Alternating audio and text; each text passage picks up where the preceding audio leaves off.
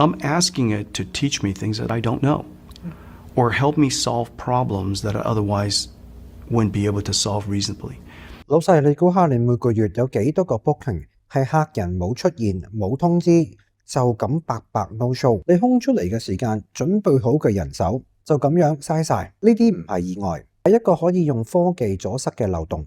客人唔出現好多時候唔係唔想嚟，而係好簡單咁唔記得咗。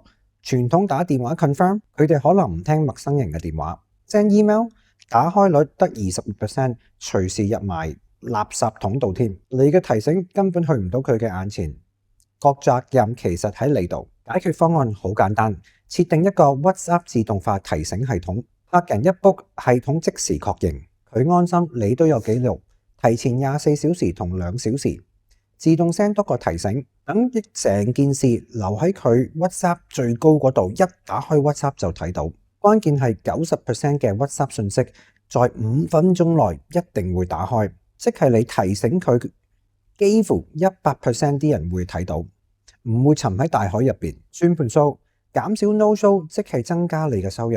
假設你嘅業務每個月約平均收費800蚊，每個月總共有100個月約，平均 no show rate 有20%，即是每個月走咗20個客。使用 WhatsApp 提醒後，我哋嘅數據顯示可以減少高達35%至75% 嘅 no show 情況，保守估計可以減少35% 計算。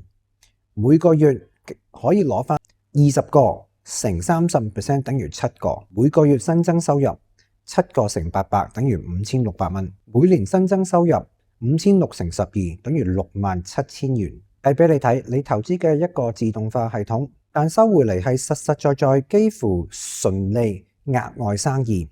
撈翻一個客，個系統嘅月費已經可以翻咗嚟。我係 Mark， 我哋專幫企業將操作流程自動化，等啲老闆唔使再睇住啲機會流走。